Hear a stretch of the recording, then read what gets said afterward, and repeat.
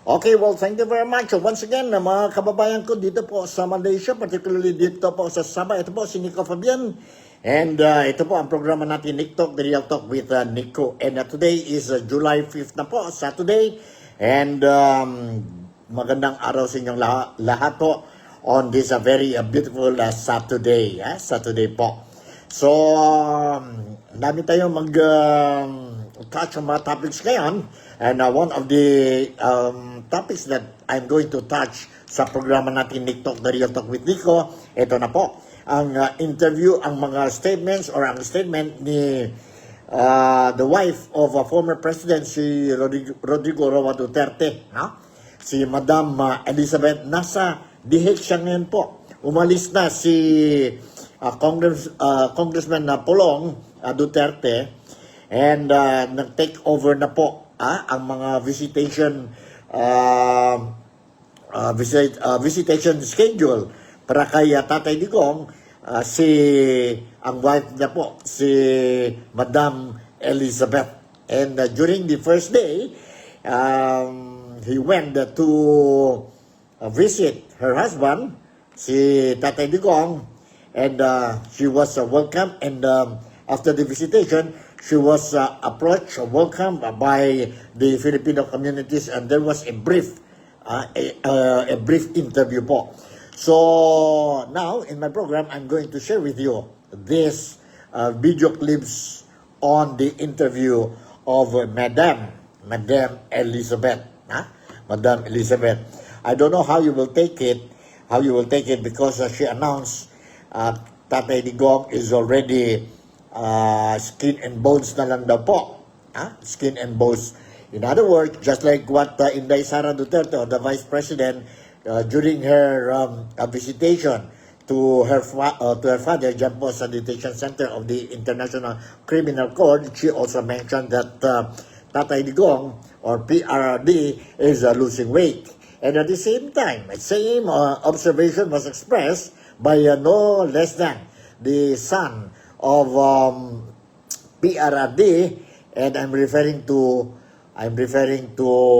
Congressman Polong Duterte, and of which he already left the Hague and Netherlands just recently po, if I'm not mistaken, yesterday po, Yesterday already left, went back to the Philippines.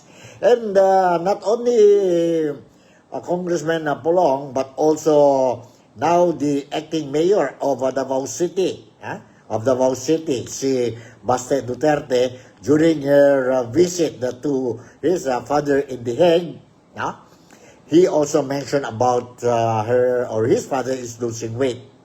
So the latest ngayon po is from the wife of Tatay Digong, si Madam Elizabeth.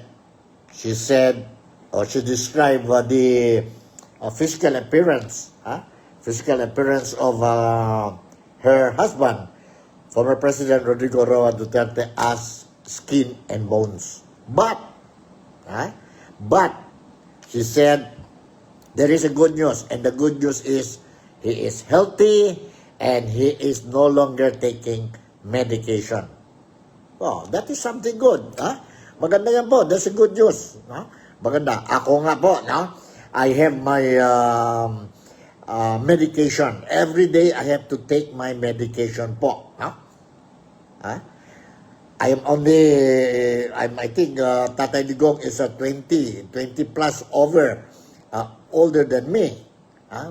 It's a good news to hear that Tatay Digong is no longer drinking medicine po. Ang medication niya po. In other words, he's healthy, he's okay. And nothing to worry about his health because he's healthy and he is not taking medication. Hindi kaya sa atin po, mga senior citizens po, whom we are taking our medication po regularly. Every day talaga yan po, no? Talaga, that's the good news. But the bad news, konting sabihin natin, we are sad to hear that at the age of 80, and of course expected na yan, it is already expected that Tatay Digong, whether he likes it or not, he will be losing weight. Especially now, mentally, he's inside the four walls of the detention center, alone. See? Expected na po, he will be losing weight. But I'm happy that he's not taking medication anymore. Okay, shout out muna tayo kay Mary Lou Pentojo, who's watching itong NikTok, The Real Talk with Nico on this Saturday afternoon po. Saturday afternoon. And to all our or my countrymen in the Philippines, ingat lang kayo po. Be careful po, Why I am cautioning you to be careful? Because in the Philippines, meron tayong tropical storm. Tropical storm. And according to the Weather Bureau, weather forecast yesterday, the tropical storm named Bising, already left the Philippine area of responsibility yesterday or last night, but is expected to return back to the Philippine area of responsibility by early tomorrow morning. Early tomorrow morning. And also forecast that it will leave the country or it will leave the Philippine area of responsibility late in the afternoon of the same day. Same day. Monday ba yun? Sunday, Monday. Monday yata yun po. Alis si either late in the afternoon of Sunday, or early morning also on Monday. So ingat lang kayo po. Make sure that when you go out, bring your jacket, bring your raincoats, umbrella, or whatever po, so you will not get sick. If try to avoid unnecessary traveling po, if possible, because of the typhoon. Typhoon Bising. Typhoon Bising. If kung dito yan po sa Malaysia, ang Bising, ibig sabihin, maingay. Maingay. But this is not a powerful tropical storm in the Philippines. It's not that compared to other typhoons last year po, which the Philippines experienced. This time around, it's not that strong. But anyway, it's still a typhoon. Still a typhoon. So, okay, let's go back to our topic today. I mentioned about Mom Elizabeth, who went and visit Tatay Digong or her husband, and she was interviewed by some reporters, friends, when he went out from the detention room of her husband, si PRRD or Tatay Digong. Now, I'm going to share with you this footage po. Let's listen to this footage so that you will be able to, or you'll not be blurred on the latest updates of Tatay Digong po. Situation na po inside the detention center of the International Criminal Court dyan po sa The Hague, dyan po sa Netherlands. Sa Netherlands. Nandito po, let's listen to this. At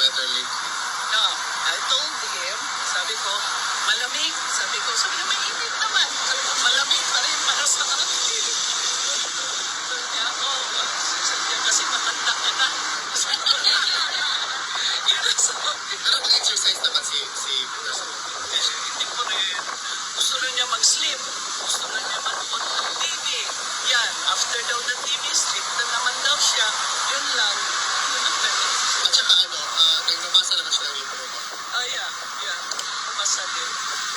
so much. Gusto niya yung TV. She was asking about how is Davao, ganon. Okay ba daw si Basti sa kanyang kwan because he's the acting mayor, diba? So, sabi ko, okay naman, there's no problem. Sabi ko, then your grandson is also the vice mayor, sabi ko, then the other one is the congressman, the second district, and he also asked me if the home daw won. Sabi ko, yes. Most of them are from Hong Kong. Sabi ko gano'n. Ayun, that's it. Meron bang message si PRRD para sa mga kababayan natin? Yes. He said, you go home. You go home. Thank you for your support. Ako rin, nagpapasalamat din sa inyo for your support. I am here also for my support. Sabi niya, mahal ang pasahe. Umuwi ka na. Sabi ko, we will be here for as long as we are needed here. Sabi ko ganun sa kanya. But, yeah, sabi niya, you go home and thank you for your support. Yun ang sabi niya. Tapos, yun lang. Sabi niya, I am okay. Sabi niya, you tell them I am okay. Pwede ko sabi kay PRRD na hanggang sa dulo nandito yung mga Pilipino friends. Kahit umulan, mag-snow, bumagyo, Yes, I know. talaga kami aalis. You are so amazing. Yan talaga masabi ko sa inyo. You are so amazing. Nung yung mga rallies niyo, sometimes I cry. I could see your support, the Filipino support all over talaga. Actually, ma'am, tomorrow, July 5 and July 19, meron pong another events na prepared as a call to action, Filipinos in Solidarity para kay PRRD po. Oh, thank you for that. Pero yun nga, sabi niya, wag na daw. He is okay, wag na daw. Sabi niya, you go home. Tell them to go home. Thank you, ma'am. So, nagtanong siya, meron na maraming tao doon sa labas. Sabi ko sa kanya, just to encourage him. He is not alone. Meron pong question sa inyo, ma'am? Yes, ma'am. Ang nakakadagdag pressure po ba kami sa helping PRRD? No. Hindi po kami umuwi. No, he is happy, but he doesn't want you to bother. Be bothered by that. Bothered, ma'am. We're not bothered. It is our honor na ginagawa namin ito kasi nag-sacrifice siya before. It is our bit as a Filipino right now. Thank you talaga, ma'am. Kasi po, ma'am, personally, wala po talaga akong pinapalingan na politics. In honor of my father, mas lalo pa si former president. Para sa akin, ma'am, I do this for the country. Ayun. Ma'am, kasi respeto yun, ma'am. Dati siya presidente. Worker for us. This time, kami naman. Yes, po. Mabuhay. I am very much thankful that you believe. Kami. That you believe on him. I believe on him also. Yes. Actually, I told even when, we are in court, that was long time ago. I said, he is a good leader. That's the term that I said to the judge. He is a good leader. But there is something wrong. May flaw siya. So, for 25 years we got married, I think, yun ang nangyari pa sa amin na, okay, I need rest also.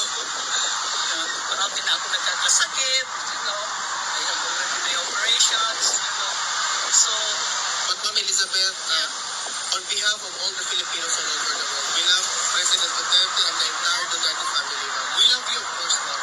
Maraming salamat po, ma'am. thank you. Thank you.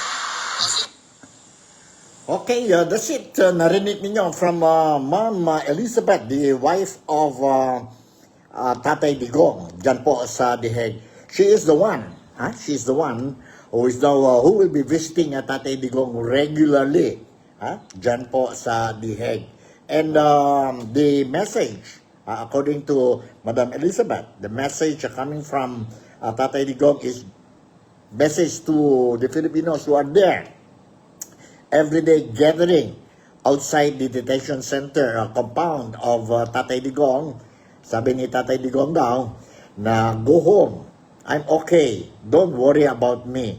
Go home. See? So, yun po ang mensahe. That's the message of Tatay Digong. And of course, during the conversation, during the visitation. Of course, Ma'am Elizabeth also mentioned about his health. No? Yeah, he described Tatay Digong as skin and bones na lang daw po. As an old man, he walks slowly. Of course, that is natural.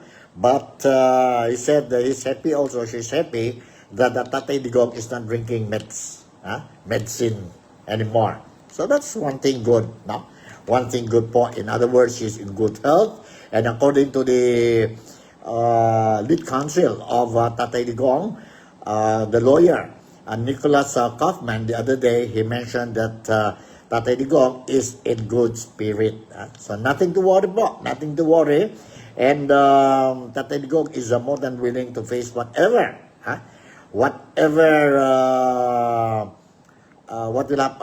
happened to him during this trial or during this impeachment, during this investigation by the ICC po. Sabi ni Tatay Digong, if it is his destiny, then let destiny be. Okay?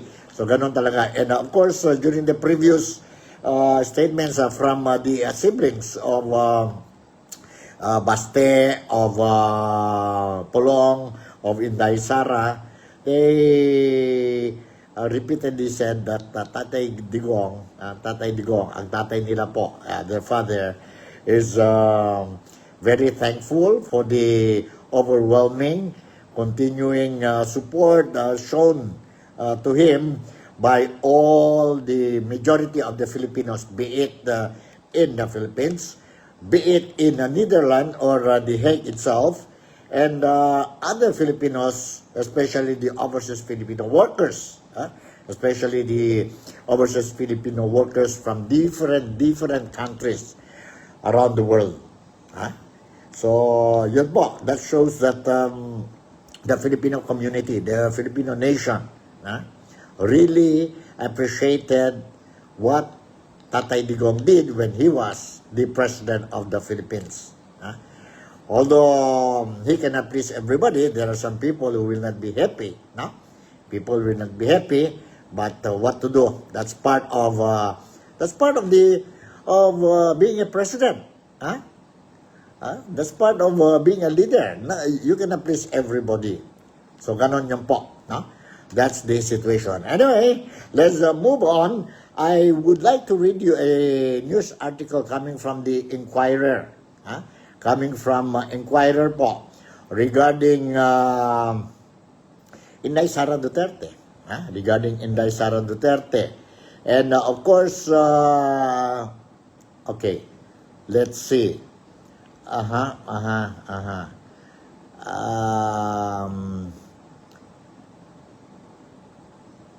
All right. Impeachment of Inday Sara Duterte. But before I will give you this news article of Inday Sara Duterte, impeachment of Inday Sara Duterte, let me read you a story, a news article po, regarding the thing that I mentioned earlier about Typhoon Bising. Typhoon Bising. Alright. Nandito po. This is the heading of the story. And I got it from Inquirer.net. The heading is Expect Bising to Intensify into Severe Storm Within 24 Hours. Pagasa. The source is Pagasa. And nandito po ang details of the story. Tropical Storm Bising, international name Danas, will intensify into a severe tropical form within the next 24 hours, according to the Philippine Atmospheric, Geophysical, and Astronomical Services Administration, or PAGASA. Bising was last seen 460 kilometers west of Basco, Batanes, which is still outside the Philippine Area of Responsibility, or PAR, PAGASA said in its latest tropical cyclone advisory Saturday.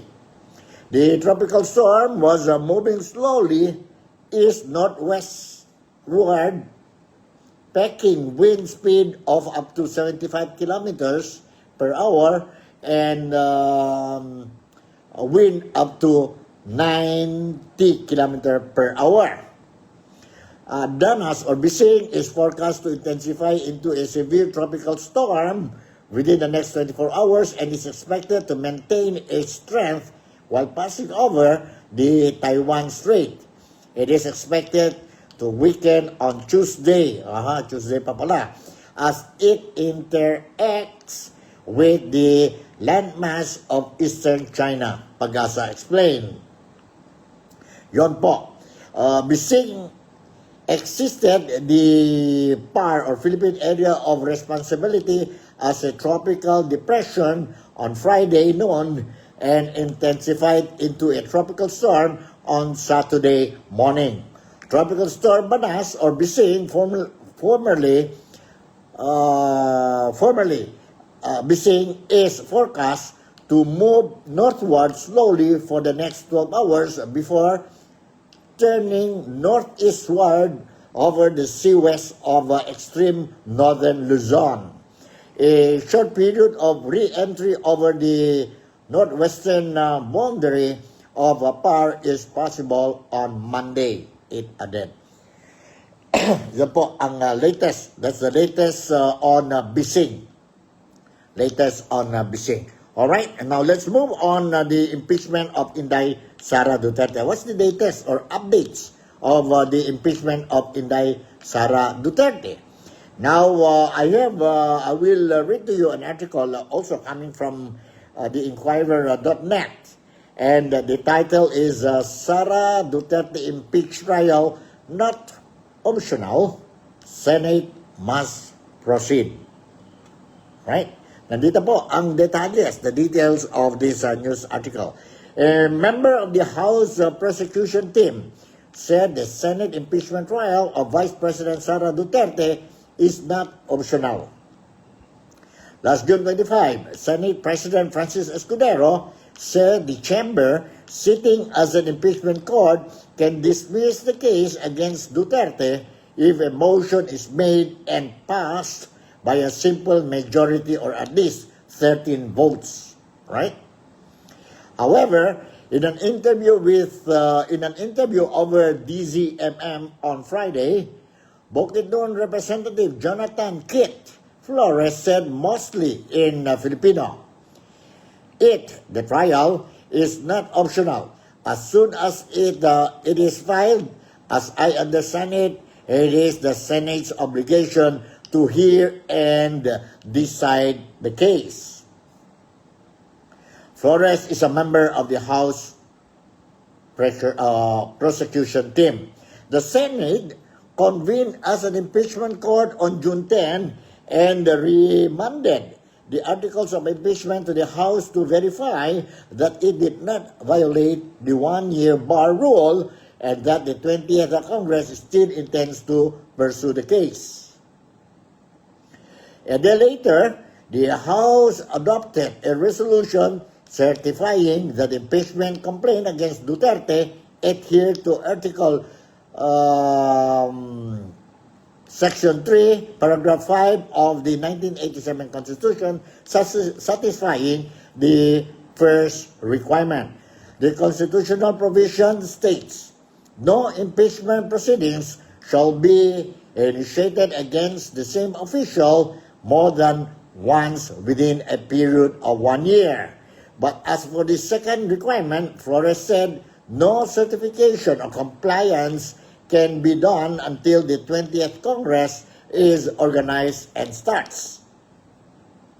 The 20th Congress is set to formally open its session on July 28, starting with President Ferdinand Marcos Jr.'s fourth State of the Nation address.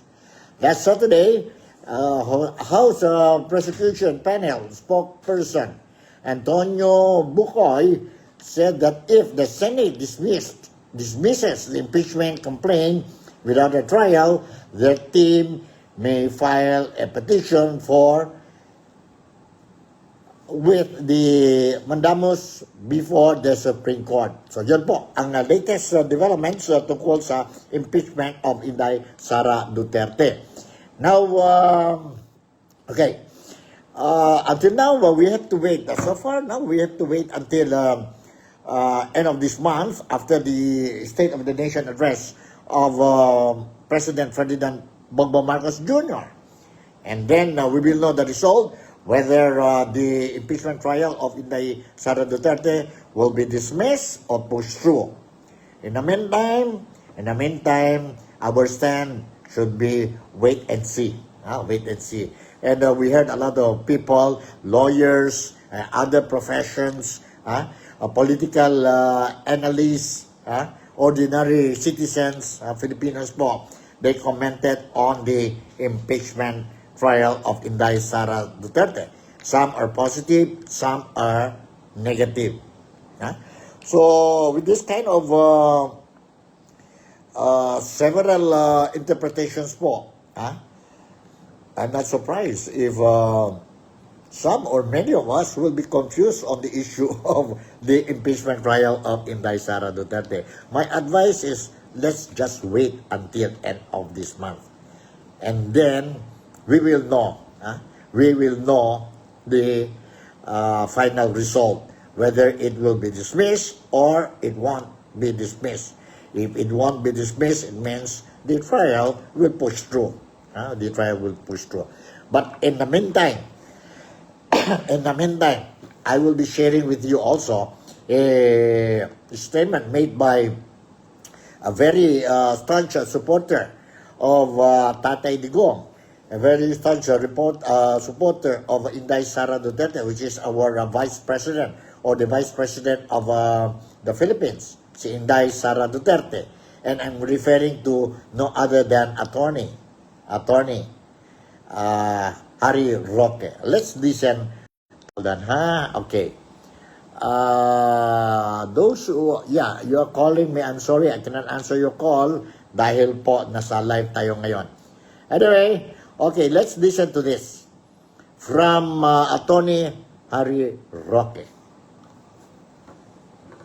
Impeachment complaint na ito, kung dapat ipasura dahil labag sa saligang batas at hindi nakakabuti sa bayan, dapat sinumpuang katungkulan yan ng mga senador na hindi lahat abogado na i-dismiss sa lalong mabilis na panahon nang sa ganun magugol ang oras at resources ng Senado sa paghanap ng solusyon sa problema ng bayan.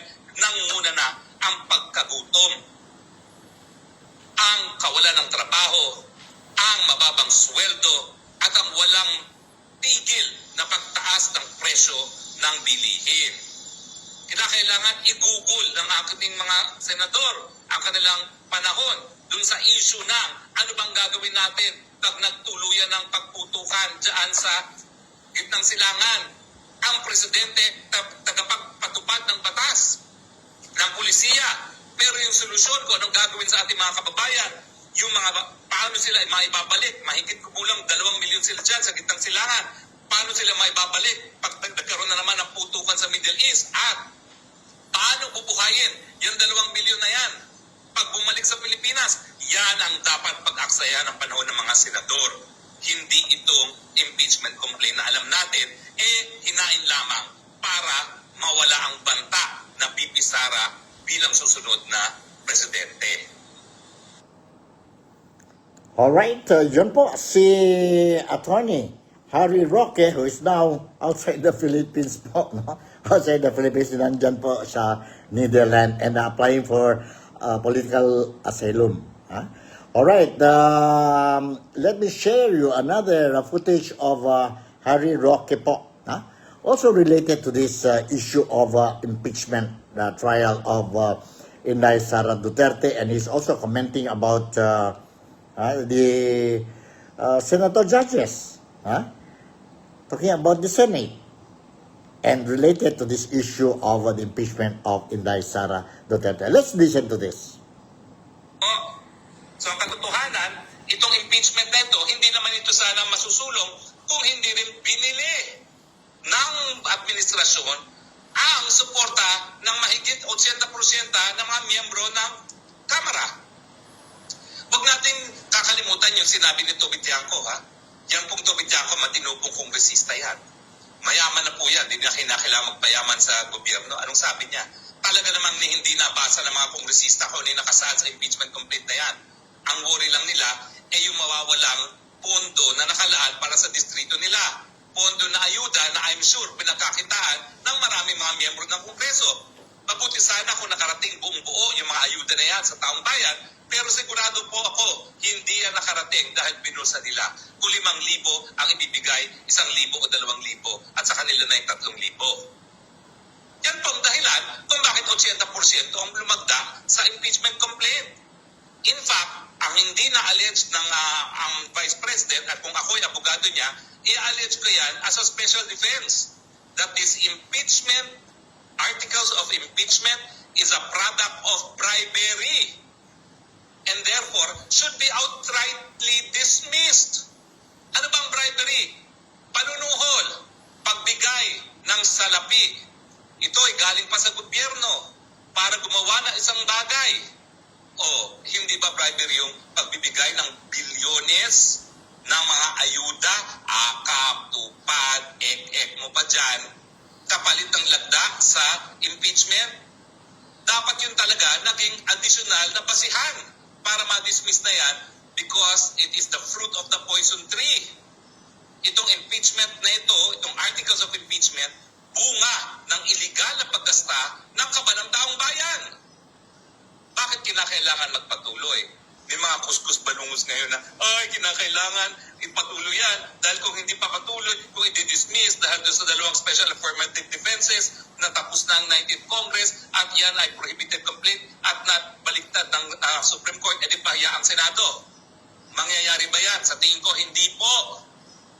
Dahil bagamat merong kapangyarihan na tinatawag na certiorari powers ang Korte Suprema, kapag sinabi ng saligang batas na ang Senado ay sole judge sa lahat ng impeachment trials, sole judge is walang po pwedeng maghimasok, tama man o mali. Bakit? Kasi ibinigay ng taong bayan sa pagbibigay ratifikasyon sa 1987 Constitution ang desisyon sa impeachment trials sa mga politiko. Karamihan ngayon ng mga politiko, hindi mga abogado. That's it.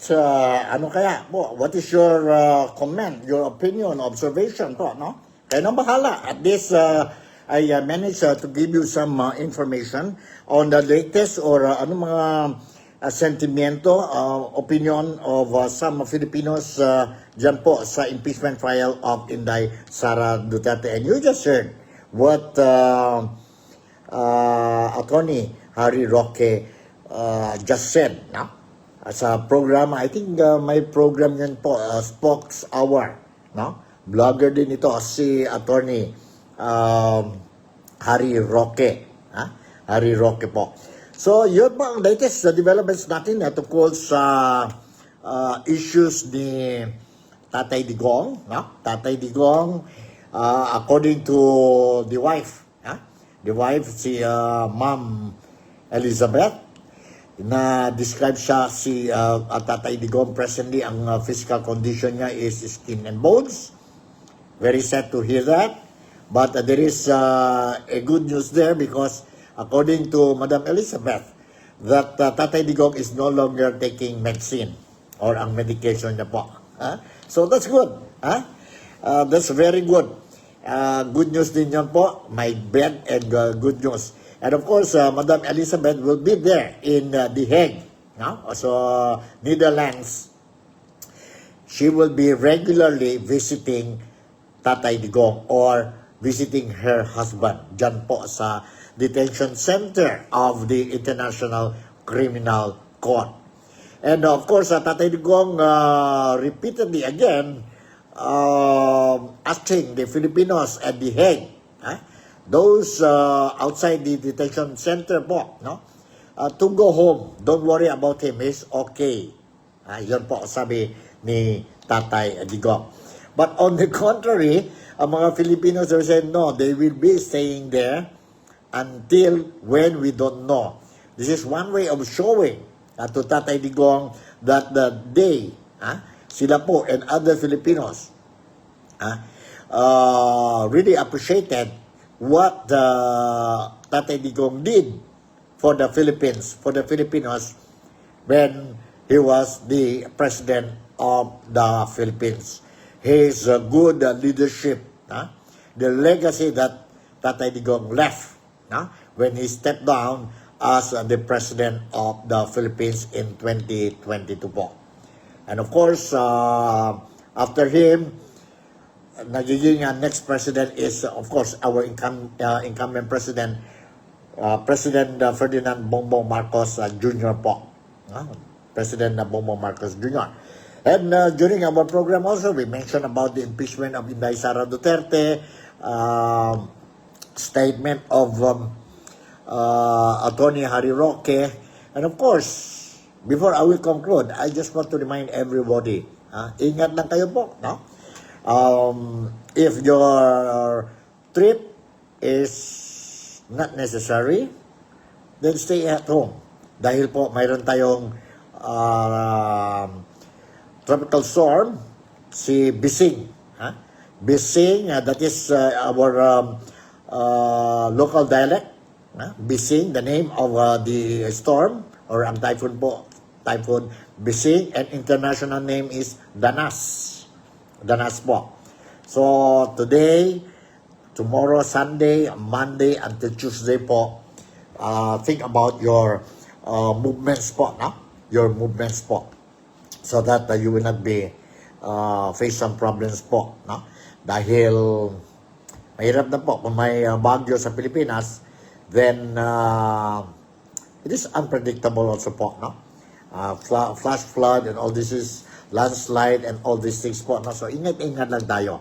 And of course, to the Filipinos in Sabah, particularly in Kota Kinabalu, tomorrow and Monday until Tuesday, ingat lang tayo po dahil whenever there is a typhoon in the Philippines, normally Sabah will also be, we also feel the typhoon po, the tail of the typhoon in the Philippines. So just be careful po, ingat-ingat lang tayo tomorrow and on Monday and on Tuesday because of this typhoon Bising. So with this, siguro po hanggang dito na lang ang NikTok, The Real Talk with Nico, and I hope you are enjoying your weekend. Saturday today and Sunday tomorrow for the Christians, Roman Catholic faithfuls. I would like to say, don't forget your Sunday obligations po.